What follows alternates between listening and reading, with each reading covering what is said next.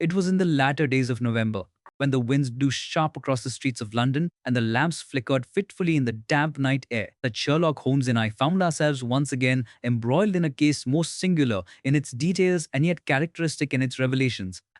I, John H.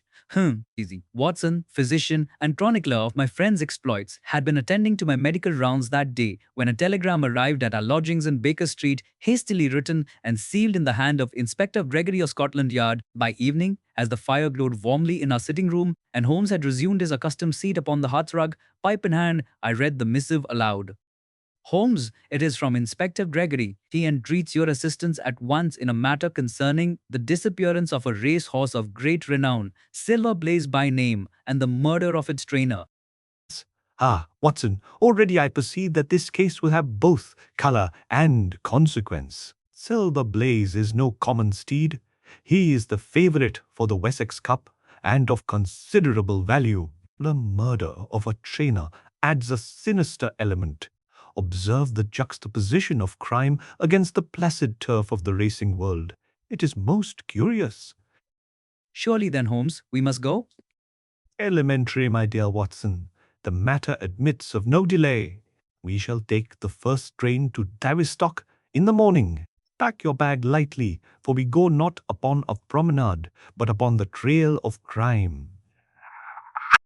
I confess to a thrill at the prospect. Though I am a man of medicine and sound routine, I cannot deny the peculiar fascination which Holmes's pursuits exert upon me. That night, as the rain lashed against the window panes of Baker Street, I lay awake, speculating upon the crime, little guessing how strange and unexpected would be the deductions my companion would later unfold.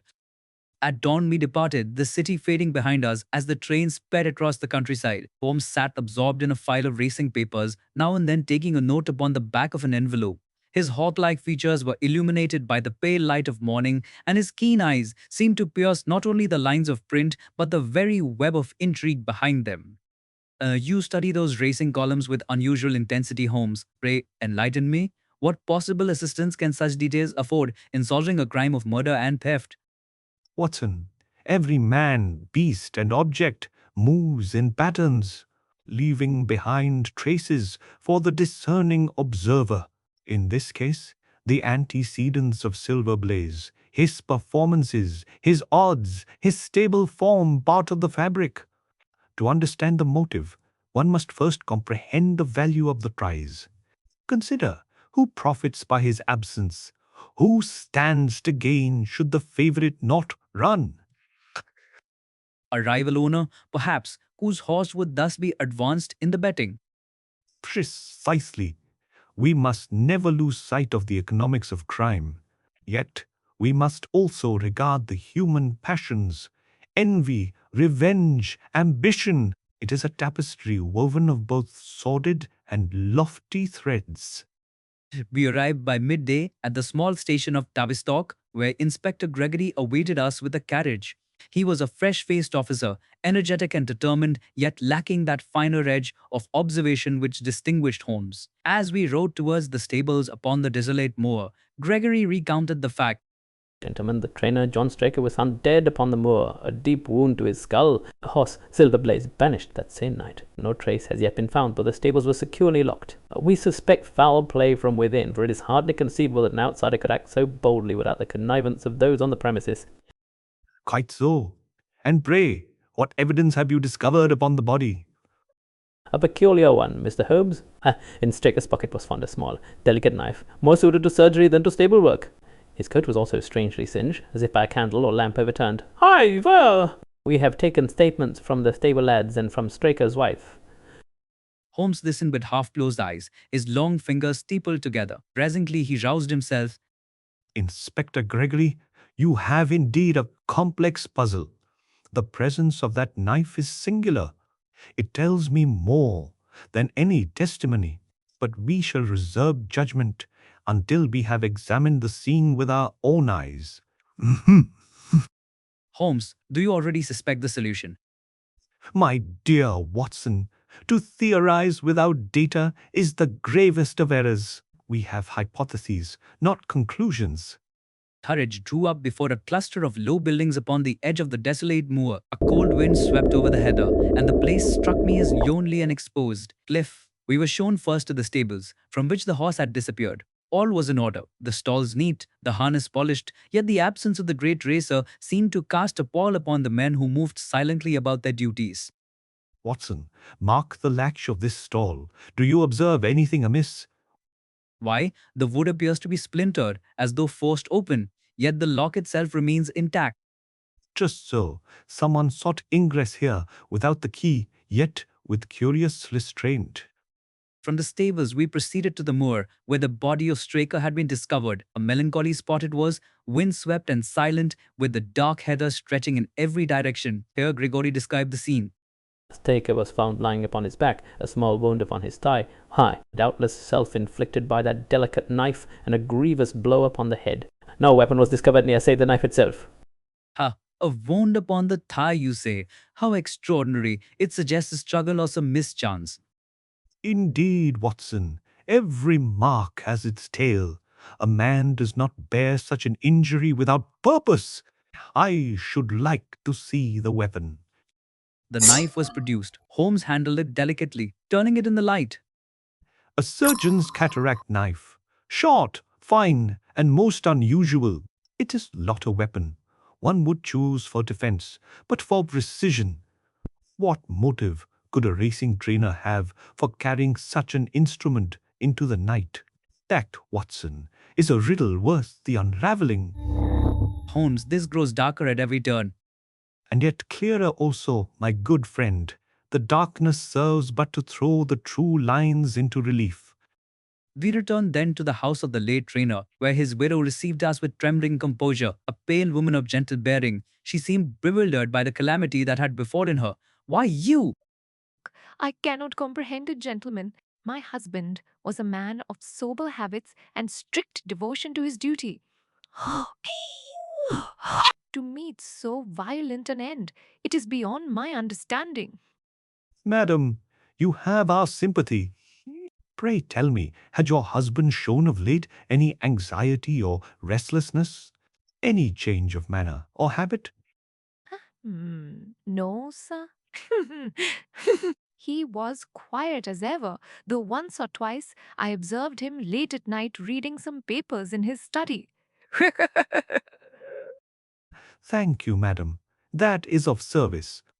Holmes bowed with grave courtesy, and we withdrew. Once outside, his whole manner changed, the languor dropping from him like a mask.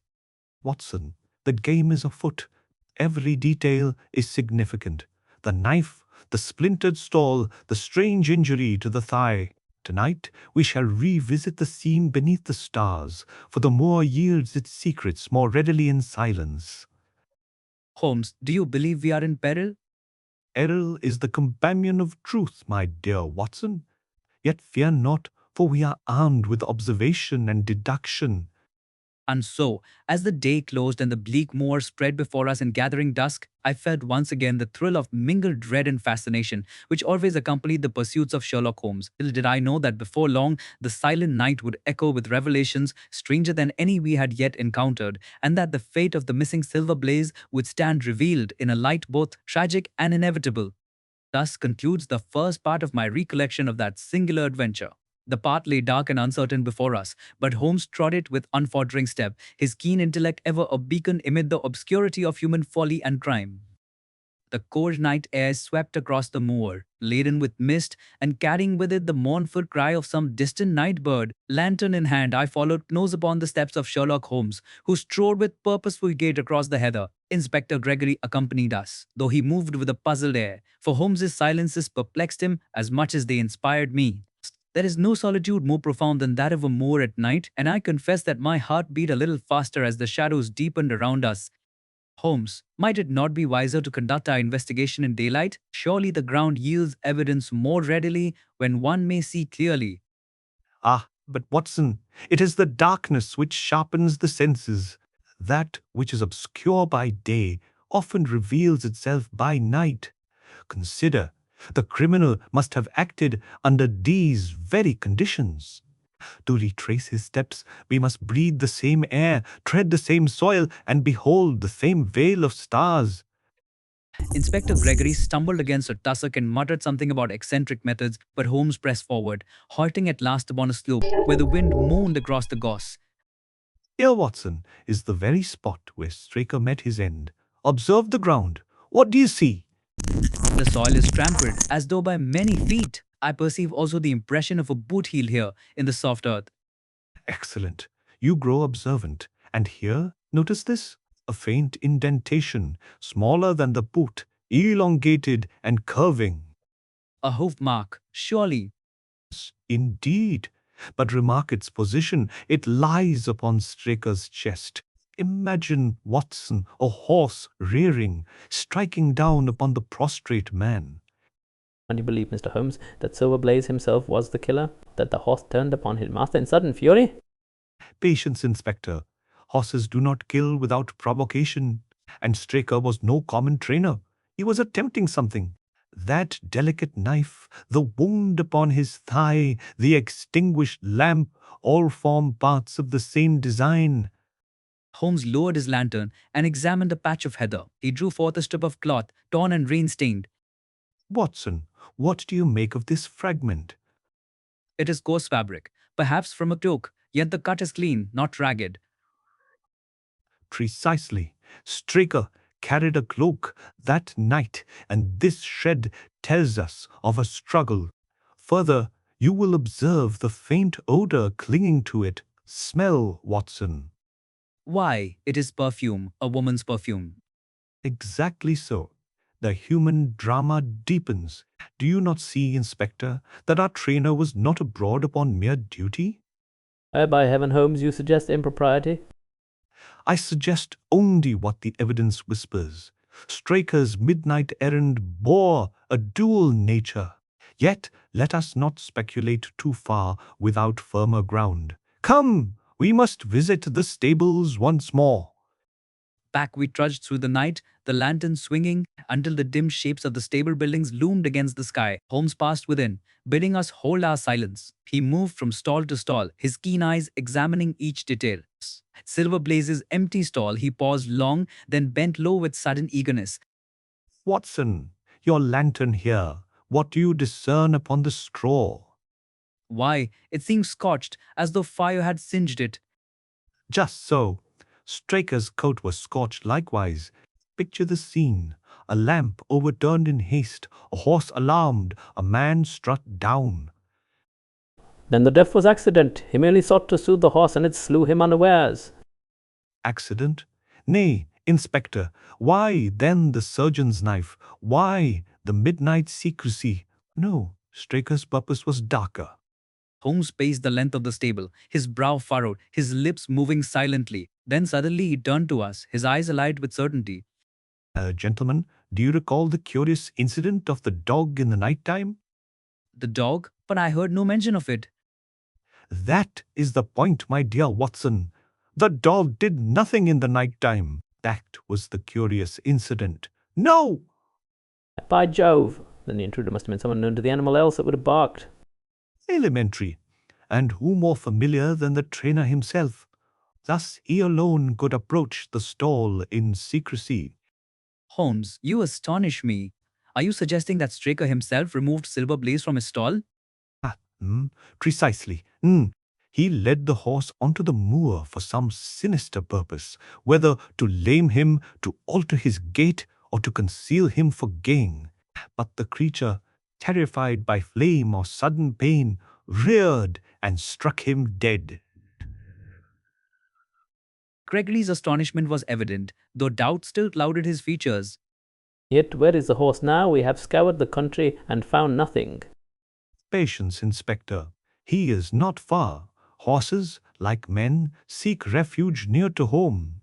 Let us inquire of the neighboring farms at dawn.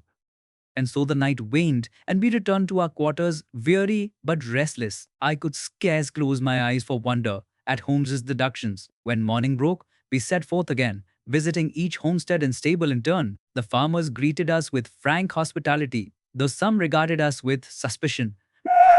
At last we came to the estate of Colonel Ross, the owner of Silver Blaze himself. The colonel, a tall and austere gentleman, received us with restrained courtesy. Mr. Holmes, I am glad you are here, though I cannot hide my vexation. Scotland Yard has blundered, the police have achieved nothing, and my horse, my noble Silver Blaze, is still missing. Colonel Ross, you have suffered a grievous blow, yet take comfort that truth approaches. Permit me to inspect your grounds, for I have reason to believe the object of your anxiety lies closer than you think. Search as you will, sir, though I confess I see no hope. We were shown across the colonel's paddocks and into his stables. Holmes's gaze darted swiftly from one horse to another, lingering upon a magnificent bay that stamped impatiently at the floor. Watson, what do you make of this animal? He is strong and spirited, yet his face seems oddly familiar, as though I have seen those lines before. Just so. Huh.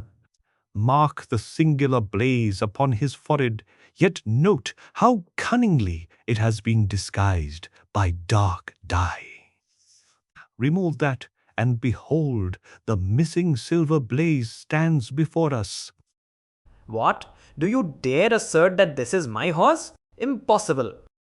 Not impossible, Colonel. Elementary. The dye deceived all, save a practiced eye. Your treasure has been hidden in plain sight, returned under your very roof, while men hunted far and wide. Sure. A cry of amazement burst from the colonel, while Gregory stared in bewilderment. As for myself, I could only marvel anew at the precision of Holmes's deductions. Yet the question of motive remained, and Holmes's grave expression warned me that the darkest revelation was yet to come.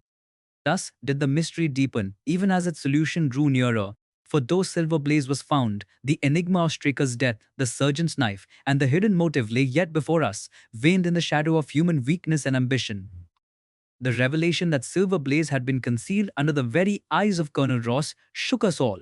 With its audacity, the colonel, indignant and bewildered, pressed Holmes with questions, while Inspector Gregory seemed stunned into silence. For my own part, though accustomed to Holmes's miracles of deduction, I felt once again the humbling certainty that no matter how earnestly I strove, my own faculties would ever fall short of the extraordinary reach of his mind. Mr. Holmes, this is a preposterous claim. My horse hidden here, yet to die upon his blaze. It is the work of consummate cunning. Who could conceive such villainy? Villainy, perhaps, but also desperation, Colonel. The disguise was clumsy in design, though bold in execution. It delayed recognition only until suspicion grew. But mark me, the finding of the horse does not end the matter. We must still account for Straker's death and his strange possession of a surgeon's knife. Colonel Ross glowered, yet curiosity mastered his ire more, and he bade us remain for luncheon while Holmes considered the matter. Throughout the meal, Holmes was silent, his long fingers playing idly with his wineglass, his eyes distant. At last he rose. Inspector Gregory, Colonel Ross, if you will grant me the liberty, I propose to lay bare this mystery in its entirety. But before I do so, I must visit the house of the late John Straker once more. Watson, accompany me. With that we departed, leaving behind a bewildered colonel and a still incredulous inspector. Hebel, the road wound back across the moor, and the chill air sharpened my senses. At the Straker cottage, Holmes requested to see the trainer's personal effects. Mrs. Straker, still pale from grief, obliged us with trembling hands. These are his papers, sir, his account books, letters, and such. Letters of such another thing, which is I scarce comprehend the reason of your search. Thank you, madam. Your forbearance is appreciated. We withdrew to the small study, where Holmes seated himself at the desk and leafed swiftly through the account book. Presently he stopped, his brows lifting. Watson, observe these entries. Here are purchases far beyond the means of a mere trainer. Silks, jewelry, even milliners' accounts. Do you see the pattern? Why, yes, Holmes, they suggest that Straker was leading a life more extravagant than his position warranted. But to what end? To the end of ruin, my dear fellow. Straker was living beyond his income, and such excess demands an outlet. He had attached himself, it seems, to some woman of expensive tastes. Thus his motive unfolds, to disable Silver Blaze, the favourite, that a rival horse might triumph, and he reap reward enough to cover his debts. Then the knife? A surgeon's cataract knife, small and sharp, designed to make the tiniest of incisions. He intended to inflict a subtle injury upon the horse, so slight as to escape notice, yet sufficient to ruin its chances in the race. That was the plan, Watson. Nah, I started in horror at this revelation. A monstrous treachery to betray both master and beast for such sordid gain. indeed, but fate intervened. In his attempt, the lamp was overturned, the horse frightened, and Straker struck down by the very creature he sought to maim. The wound upon his thigh, self-inflicted by the delicate blade, tells of his struggle to control the panicked steed. Holmes closed the account book and replaced it gently upon the desk. His face, though triumphant in intellect, bore a look of gravity. Watson, crime is seldom born of malice alone. Often it springs from weakness, vanity, or folly. Here was a man who could not live within his means, who grasped at deception and paid with his life. We returned to Colonel Ross's estate, where Gregory awaited us impatiently. Well, Mr. Holmes, have you solved that riddle? I have, Inspector. The facts stand. Thus, John Straker, burdened by debts and tempted by gain, sought to incapacitate Silver Blaze on the eve of the race. To this end, he procured a cackalacked knife, with which he intended to inflict a delicate injury upon the animal's leg. In the execution of this scheme, he led the horse forth by night. The lamp was overturned, the horse reared, Straker was struck dead, and the creature fled in terror. In order to conceal the animal's identity, confederates, or perhaps Straker himself in earlier preparation, dyed its blaze, hiding it beneath your very roof, Colonel Ross. Good heavens. You mean to say the man I trusted with my most precious possession was scheming against me? Even so, trust is the coin most easily squandered, Colonel. Gregory shook his head in amazement. I just... And the curious silence of the dogged hall fits now. Only Straker himself could approach without rousing alarm. Elementary. Each fragment was a thread. Together they weave the whole cloth. Colonel Ross sank heavily into a chair, his pride wounded, his heart relieved. Mr. Holmes, I owe you an apology. I doubted your strange methods, yet you have restored to me both my horse and the honor of my stables. No apology is needed, Colonel. The truth is its own reward. As for Silver Blaze, he shall run uninjured and prove, I think, the noblest of champions. Holmes, your mastery of deduction leaves me ever humbled.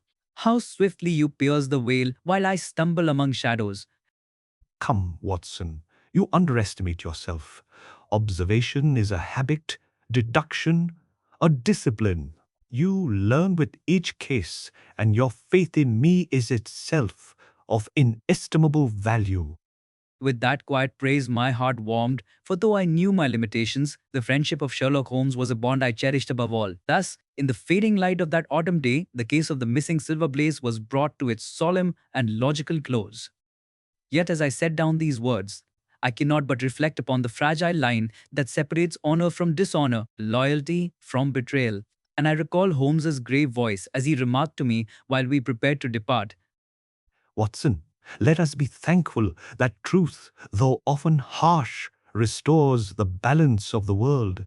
A noble horse shall run, a master is avenged, and a weak man's folly lies bare as a lesson to us all. Thus ended the adventure of Silver Blaze, a tale of cunning concealed, of passion unbridled, and of deduction triumphant over the murk of human frailty. No, the mystery had been unveiled with Holmes's accustomed clarity. The hours that followed were not without reflection and a certain gravity of spirit. For while Colonel Ross rejoiced at the restoration of his champion horse, the shadow of John Straker's fall from grace lingered like a chill upon the autumn air. I, for my part, was deeply moved by the strange conjunction of loyalty and betrayal, of innocence and guilt, which the case had laid bare. Holmes, I confess that though I understand your reasoning, I remain struck by the audacity of Straker's design to risk everything, life, honor, and livelihood, for the sake of debt and dalliance. Such is the frailty of human nature, Watson. Watson, ambition unchecked by principle becomes a canker that eats away at a man's soul. The cataract knife is but a symbol, a delicate tool pressed into service of a coarse purpose. We rode together that evening in a hired carriage towards Tavistock, where the train awaited to return us to London. The countryside lay in twilight, and the moor stretched dark and desolate on either side. Holmes, ever thoughtful, smoked his pipe in silence until at last he spoke. You remarked, Watson, upon my allusion to the dog that did not bark. Do you now grasp its significance fully? Yes, Holmes. The dog's silence proved that the intruder was no stranger, but Straker himself. That omission was as telling as any overt action. Bravo! You see now that in deduction, negatives are often as illuminating as positives. Silence, absence, and inaction may cry out as loudly as sound, presence, and deed. His words impressed themselves upon me deeply, for I saw in them a principle not only of crime but of life itself, that what is not done may speak as powerfully as what is. The train station soon loomed before us, its lamps glowing like beacons amid the mist. As we boarded, Inspector Gregory hurried to join us, his manner softened with admiration. Mr. Holmes, I must own myself beaten. I traced every step, questioned every witness, and yet the key eluded me. You saw at once what I could not. Not at once, Inspector, though perhaps more swiftly. The faculty of observation is not a gift of genius, but a habit of attention. You looked, but you did not see. The cataract knife, the dog's silence, the dyed blaze, each spoke but in whispers. Then I shall strive to hear such whispers in future. Do so, and you will profit. Gregory alighted at the next station, leaving Holmes and me to the solitude of our compartment. The rhythmic clatter of the train lulled my thoughts into a meditative calm. I turned to my companion with curiosity. Holmes, you spoke earlier of Straker's death and his connection to a woman of expensive tastes. Yet how did you infer such particulars? By his account books, my dear fellow, the entries bore the unmistakable touch of extravagance beyond his station. Millinery accounts do not spring from stable duties, and as the fragment of perfumed cloth attested, his nightly errands were not solely professional. Such details, when placed together, formed a picture as clear as any portrait. It is remarkable. And yet I must ask, did you not feel some pity for the man? Pity, yes, but not absolution. His weakness was human, but his betrayal endangered both man and beast. Had fate not intervened, he would have ruined a noble animal and cast suspicion upon the innocent. Justice, Watson, comes sometimes by chance, yet it remains justice. I pondered this in silence, the fiends flashing past in the gloom. There was, I reflected, a stern fairness in Holmes's philosophy, tempered by an understanding of human folly. The train bore us onwards, and soon the lights of London gleamed once more upon the horizon. When at last we reached Baker Street, our room seemed as warm and welcoming as any haven after the chill of the moor. Mrs. Hudson had laid the fire, and Holmes settled himself upon the sofa with his violin at hand. Go. The strains of a melancholy air soon filled the chamber, while I busied myself with my notes. Presently Holmes laid aside the instrument and addressed me. Watson, you have often reproached yourself for not perceiving what lies plain before you. Yet remember, your gift lies in fidelity and heart. You supply what my cold reason lacks, the warmth of human sympathy. Between us, we form a whole greater than either alone. Holmes, you honor me beyond measure. If my humble pen can preserve your deeds and inspire others with their lessons, I shall count myself fortunate indeed. Then write, my friend, for words may endure where deeds fade. Thus encouraged, I resolved to set down faithfully the tale of Silver Blaze, not only for the record of crime and deduction, but for the light it cast upon the human condition. Outside, the carriages rattled over the cobbles. The city lived and breathed, yet within that small chamber at Baker Street, wisdom and friendship held sway. Such town. In the days that followed, news spread swiftly of the case. The press heralded Holmes as a genius. The public marveled at the recovery of the horse, and Colonel Ross returned to his estate in gratitude. Yet Holmes himself received the acclaim with indifference. It is but another problem, Watson. Another knot untied. The world forgets swiftly, and so must we. The next telegram will summon us elsewhere, and the game will begin anew. And so it was. For though the adventure of Silver Blaze closed with triumph, I knew that 1,000 mysteries yet lay hidden in the streets of London and the hearts of men, awaiting the keen eye and untiring reason of Sherlock Holmes. But for myself, I cherished not only the thrill of the chase, but the lessons it taught, the humility of reason, the peril of folly, and the steadfast strength of friendship. Thus the tale might well have ended here, yet Holmes himself, in one of his reflective moods, offered a closing remark that lingers with me still. Watson, the world is full of silver blazes, treasures hidden in plain sight, their truth obscured by artifice or neglect. It is the task of reason to strip away disguise, to find the thing itself, and to hold it up to the light. That, my friend, is the true adventure. And with those words, the fire crackling in the heart and the violin resting upon his knee, the great detective lapsed once more into his thoughtful silence, while I set pen to paper to preserve for posterity the adventure we had so lately shared. Time, that steady river, carried us onward from the affair of Silver Blaze, yet its memory lingered with unusual vividness in my mind. I resolved, as ever, to preserve the details faithfully, not only as a record of Sherlock Holmes's triumph, but as a meditation upon the curious entanglements of fate, folly, and reason. And so, one winter's evening, not long after the case, I found myself once more in our sitting room at Baker Street, conversing with Holmes upon the matter in retrospect. Holmes, I have been reviewing my notes of the Silver Blaze case. The elegance of your deductions astonishes me afresh, and yet I cannot help but wonder, did you truly foresee the entire conclusion from the first? Not foresee, Watson, perceive. The seeds of truth lie ever in the soil of fact. From the instant I heard of the Dodd's silence, I was upon the scent. Yet perception must be nourished by patience, else it withers. Holmes leaned back in his chair, the firelight casting shifting patterns across his angular features. His violin lay within reach, though for once his hands were idle, just before him as he spoke with unusual candor. I will tell you, Watson, why Silver Blaze holds a peculiar place among our adventures. Many cases display cunning criminals, elaborate plots, and dramatic confrontations. But here, the villain was no hardened mastermind, merely a man of weakness, undone by his own ambition. Therein lies the tragedy. And yet, Holmes, in exposing that weakness, you restored justice. The colonel regained his horse, the race was run fairly, and truth prevailed. True. Yet consider truth is not always triumphant in the world beyond our sitting room. For every silver blaze we recover, there are 100 small deceits that pass unnoticed. The task of reason is unending. His words struck me with force, and I set down my pipe, gazing into the glowing embers. In them I saw mirrored the vast theatre of life, men and women striving, deceiving, erring, and sometimes redeemed by chance or justice.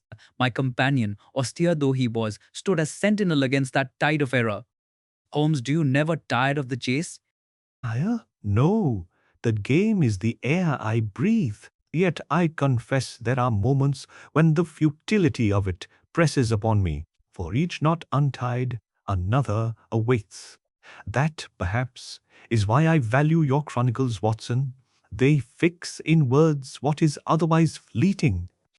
I was deeply touched by this uncharacteristic admission, for Holmes was not wont to indulge in sentiment, and when he did, it came with the weight of sincerity.